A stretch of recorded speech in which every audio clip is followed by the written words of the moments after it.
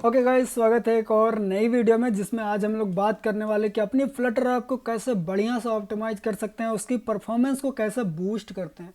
बहुत बढ़िया टॉपिक है और हर एक डेवलपर को ये चीज़ें सीखना बहुत ज़रूरी है कि हम लोग कौन कौन सी बेस्ट प्रैक्टिस को फॉलो करेंगे जिससे कि हमारी जो फ्लटर ऐप की है उसकी परफॉर्मेंस को बूस्ट हो। ठीक है, हर एक डेवलपर के लिए बहुत ज़रूरी है, मेरे लिए भी एक बहुत बढ़िया टॉपिक है ताकि इसीलिए इस पर मैं वीडियो बना रहा हूँ। ठीक है, चलो बढ़ते हैं। सबसे पहला टिप्स जो मैं आपको देना चाहता हूँ वो है हमारे पास कि आप जब भी कोई टेक्स्ट लिखो, जब भी कोई ऐसा एरिया बनाओ जो कभी भी चेंज नहीं होने वाला है, तो उसके आगे कॉन्स्ट लगाओ। चलो एक एग्जांपल के थ्रू समझते हैं।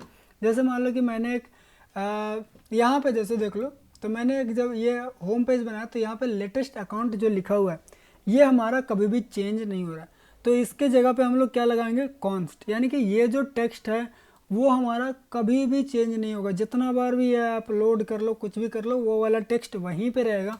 एक चीज़ और बताता हूँ मैं, ये देख सकते हो आप, यहाँ पे एक साइज बॉक्स है।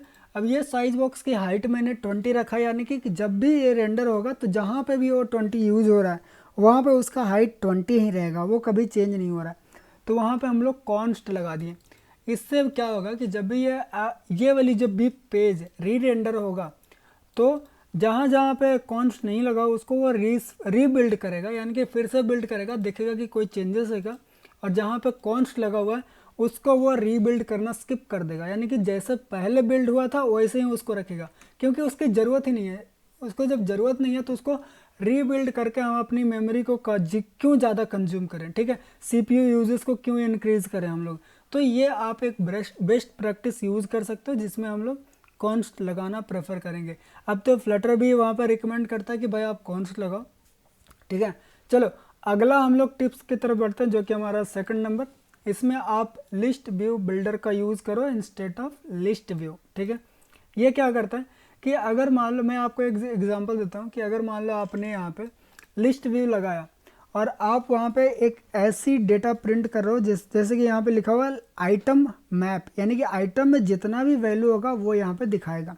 अगर आइटम में आपके पास 100 आइटम है, ठीक है, तो आपको वो 100 आइटम लोड कर देगा आपकी यूआई पे। ठीक है, अब जैसे मान लो कि ये वाली पेज की हम लोग बात करें जो राइट साइड में मेरा फ़ोन में ओपन है, ये पेज में हम लोग हार्डली 6 और 7 आइटम एक बार में देख पा रहे हैं। लेकिन अगर लिस्ट व्यू से हम लोग इसको रेंडर करें तो अगर हमारा लिस्ट में 100 आइटम है तो वो 100 को भी लोड करेगा। क्योंकि हम लोग यहाँ पे 6 ही देख पा रहे हैं तो 100 आइटम लोड करने की क्या ज़रूरत है। ठीक है, हम लोग तो एक बार में 6 आइटम देख रहे हैं, तो यानी कि 6 आइटम एक बार लोड होना चाहिए। जब हम लोग स्क्रॉल करें तब दूसरे आइटम्स आने चाहिए और पहले वाला आइटम जाना चाहिए। ठीक है, समझ गए कि परफॉर्मेंस यहाँ पे कहाँ पे हमारा ज़्यादा कंज्यूम कर रहा है। ठीक है, अगर हम लोग एक ही बार में 100 आइटम लोड कर दिए और हम लोग उसका यूज़ नहीं करें तो हमारा मेमोरी कंजप्शन ज़्यादा हो रहा है। ठीक है, हमारा जो स्लो हो जाएगा हमारी ऐप्स, क्योंकि वहाँ पे ज़्यादा इमेजेस लोड हो गया, ज़्यादा टेक्स्ट लोड हो गया, ज़्यादा मेमोरी यूज़ कर रहे हैं, ज़्यादा हम लोग सीपीयू यूज़ कर रहे हैं, तो वहाँ पे हमारी जो ऐप है वो लैग करने लगेगा। तो उसको हम लोग फिक्स करने के लिए क्या करते हैं, हम लोग यूज़ करते हैं लिस्ट व्यू बिल्डर। उसमें काउंट डालते हैं और यहाँ पे आइटम बिल्डर में हम लोग उसको बताते हैं कि कैसे दिखाना है। ठीक है, अब यहाँ पे आप ये भी नहीं बता रहे हो कि एक बार में कितना आइटम लोड होना चाहिए, लेकिन फ्लटर क्या करता है कि बाय डिफ़ॉल्ट वो डायनेमिकली क्या करता है कि आपको उतना ही आइटम शो करवाएगा जितना आपको नीड है। आपको ये पता नहीं चलेगा कि वो शो कर रहा है, हाइड कर रहा है, वो इतना फास्ट होता है कि आपको पता नहीं चलेगा। आप यहाँ पे 6 आइटम आपके एक बार स्क्रीन पे आ रही है तो वो 6 आइटम लोड करेगा, और जो आगे की जो अदर आइटम है यानी कि 94 आइटम है उसको वो हाइड करके रखेगा। जब आप स्क्रॉल करोगे तब वो वापस से उसको लोड करेगा और वो आपको शो करेगा। ये प्रोसेस इतना फास्ट है कि आपको पता नहीं चलेगा कि हाँ वो हाइड कर रहा है लो और फिर से वो लोड कर रहा है। ठीक है, तो ये चीज़ आप बढ़िया से फॉलो कर सकते हो। ओके, चलो अगली बार हम लोग क्या करते हैं कि अगला जो टिप्स है हमारा 3 नंबर, वो है मिनिमाइज सेट स्टेट कॉल, यानी कि हम लोग सेट स्टेट को जितना हो सके उतना कम यूज़ करना प्रेफर करेंगे। सेट स्टेट क्या है कि आपको स्टेट मैनेजमेंट में यूज़ होता है। ठीक है, जब भी आप चाहते हो कि कोई एक ऐसा पर्टिकुलर एरिया है जो ऐप का वो चेंज होना चाहिए तो हम लोग उस टाइम सेट स्टेट का यूज़ करते थे। अब देखो सेट स्टेट प्रॉब्लम कहाँ क्रिएट होता है, सेट स्टेट जो है वो बाय डिफ़ॉल्ट फ्लटर के साथ आता है। ठीक है, अगर आपने कोई भी ऐसी फ्रेमवर्क नहीं पढ़ी है स्टेट मैनेजमेंट का, तब आप सेट स्टेट यूज़ करते थे, जैसे कि स्टेटफुल विजिट जो होता है उसमें हम लोग यूज़ करते हैं।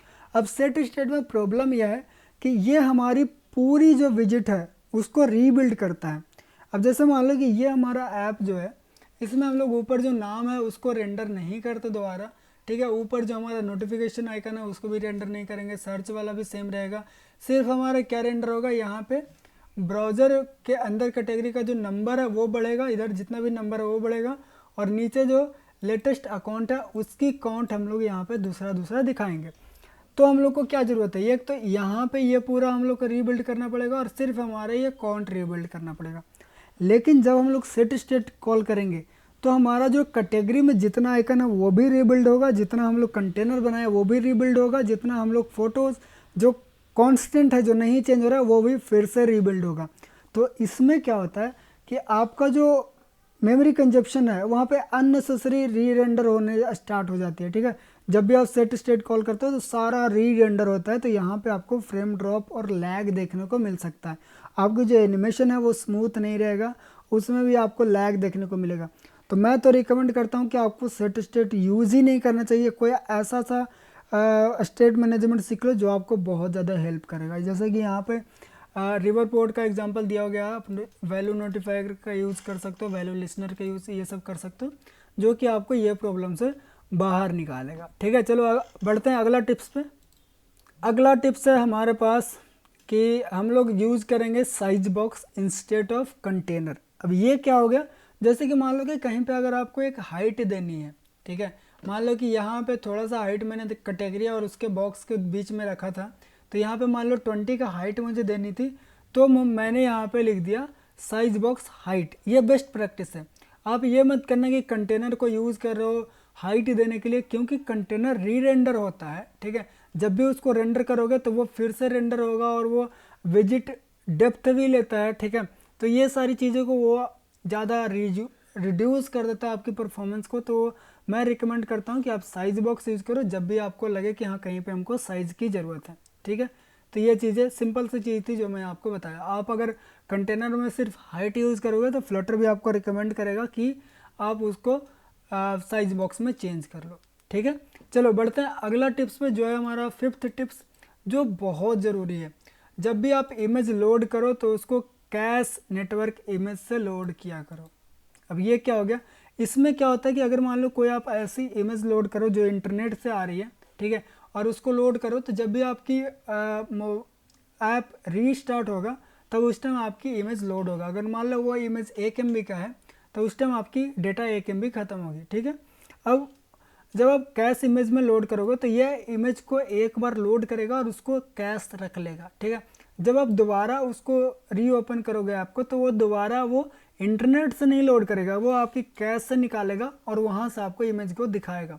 यानी कि यहाँ पे दोबारा आपको वेट नहीं करना है कि इमेज डाउनलोड हो फिर आपको शो हो, डायरेक्टली वो कैश से उठाएगा और आपको शो करवाएगा। ये आपकी एनिमेशन को फास्ट बनाएगा, आपको रिलोड टाइम को कम कर देगा, ठीक है। बहुत ज़्यादा हेल्प करती है कैश इमेज वाला। तो ये बहुत बढ़िया आप यूज़ करो, जब भी आप इमेज को इंटरनेट से शो करवा रहे हो तब आप इसको ज़रूर यूज करो। एक और है हमारे पास, use compute for heavy computation, ठीक है। अब ये क्या करता है, अब देखो कंप्यूट जो एक मेथड है ना, वो हमारे हैवी टास्क को मिनिमाइज़ करने के लिए काम करता है। जैसे मान लो कि मेरे पास एक टास्क है जो कि एक स्टूडेंट, मतलब 100 स्टूडेंट क्रिएट करने का, यानी कि मैंने यहाँ पे एक बटन क्लिक किया, जैसे मान लो यहाँ पे ऐड वाला बटन है, मैंने यहाँ पे ऐड वाला बटन पर क्लिक किया और ये इंटरनली 100 स्टूडेंट क्रिएट कर रहा है, ठीक है। तो उस टाइम क्या होगा कि जैसे आप इस पर क्लिक करोगे तब आपकी UI फ्रीज हो जाएगी और वो वेट करेगा कि जो इंटरनली 100 स्टूडेंट क्रिएट हो रहा है उसको वेट करे कि वो कंप्लीट हो जाए। जब तक वो कंप्लीट नहीं होगा, यहाँ पे आप अगर लोडिंग शो करवाए हो तो लोडिंग शो होते रहेगा, या फिर आपका UI फ्रीज कर दे तो फ्रीज हो जाएगा। तो उस टाइम हम लोग क्या करते हैं, अब ये प्रोसेस होता क्यों है, क्योंकि हम लोग जो 100 आइटम्स क्रिएट कर रहे हैं वो हमारा मेन थ्रेड पे काम चल रहा है और हमारी मेन थ्रेड पे ही हमारी एप्लीकेशन चलती है। तो हम लोग एक काम करते हैं कि एक सेपरेट थ्रेड दे देते हैं जो हमारी हैवी टास्क है उसको क्रिएट करने के लिए, और जो हमारा 100 स्टूडेंट जो क्रिएट हो रहा था, ठीक है, वो हमारा कंप्यूट मेथड से हम लोग क्रिएट कर देते हैं। ये क्या करता है, एक सेपरेट हमारे पास आदमी को बुलाता हूँ। मान लो जैसे कि आप एक मेन आदमी हो जो काम कर रहे हो, आप मैनेजर हो, ठीक है। आपको कोई 100 स्टूडेंट की डेटा कलेक्ट करने के लिए दे दिया गया, आप उसी में लगे हुए हो। तो आप अगर मैनेज करो, आप एक ही काम में लगे रहोगे तो क्या करेगा कि आपकी जो आगे की टास्क है वो पेंडिंग रहेगा। तो आप क्या करोगे कि एक दूसरे आदमी को लाओगे और उसको अपनी टास्क दे दोगे कि भाई ये 100 स्टूडेंट की डेटा है, इसको आप कलेक्ट करके लाओ, मैं दूसरे काम को देखता हूँ। तो ये कंप्यूट वही करता है कि एक सेपरेट थ्रेड क्रिएट करता है और उसको दूसरे टास्क असाइन किया जाता है जो कि हैवी टास्क हो, और हमारा जो एप्लीकेशन है वो फ्रंट में कुछ और भी काम कर सकते हैं, ठीक है। तो मल्टीटास्किंग और मल्टी थ्रेडिंग पे आप अगर काम करना चाहते हो तो यहाँ पे वो काम देता है, ठीक है। फिर हमारा है यूज़ फ्लटर डेव टूल। अब ये बहुत ज़रूरी टूल्स है। अगर आपके एप्लीकेशन में आपको चेक करना है कि कौन सा एरिया आपके एप्लीकेशन में ज़्यादा हीट हो रहा है, ज़्यादा मतलब टाइम लगा रहा है, ज़्यादा इंटरनेट कंज्यूम कर रहा है, तो वो आप डेव टूल की मदद से आप उसको चेक कर सकते हो। आप इधर भी आके यहाँ पे देख सकते हो। एक सेकंड, डाट पे जब क्लिक करोगे तो इधर से कहीं से तो डेव टूल आता था भाई, मैं आपको एक बार निकाल के दिखाता हूँ। राइट क्लिक करेंगे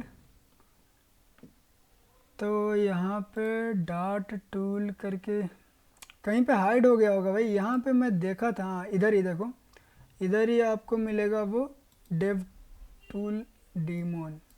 तो इसको मैं यहाँ से क्लिक करके इसको इधर ले लाता हूँ, ठीक है। कॉपी यूआरएल करते हैं और इसको मैं इधर इंटरनेट पे खोल के देखते हैं। नहीं आ रहा, कोई नहीं।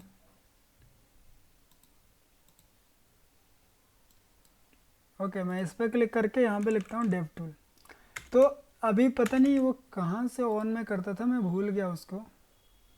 इधर ही कहीं पे ऑप्शन आता था। ओके, आप एक बार देख लेना कि उसको। ओके, यहाँ पे सॉरी, यहाँ पे है। ये हमारा डेव टूल है और इसको मैं ब्राउज़र में इसको ओपन कर लेता हूँ। तो आप यहाँ पे देख सकते हो कि हमारे पास, एक सेकंड आजा भाई। ओके, तो आई थिंक हम लोग को ऐप अपनी फिर से री रेंडर करना पड़ेगा ताकि डेव टूल से जो अपना, हाँ अब हमारे पास जितना भी इंफॉर्मेशन है वो यहाँ पे आ जाएगी, ठीक है। आप चाहो तो यहाँ पे फ्लटर इंस्पेक्टर का यूज़ कर सकते हो। आप एक एक विजिट को इंस्पेक्ट करके देख सकते हो कि कौन सी विजिट कहाँ पे लगी हुई है। परफॉर्मेंस यहाँ पे चेक कर सकते हो कि हमारी जो एप्लीकेशन है वो कितना परफॉर्मेंस ले रहे हो। CPU यूजेस चेक कर सकते हो, मेमोरी डीबग कर सकते हो, नेटवर्क कॉल देख सकते हो कि हमारा नेटवर्क कॉल जा रहा है कि नहीं जा रहा है, लॉगिंग, सारी चीज़ें आप यहाँ पे चेक कर सकते हो। यहाँ पे देख सकते हो कौन कौन सी लॉग्स आ रहे हैं, ऐप का साइज़ कितना हो गया वो चेक कर सकते हो, ठीक है।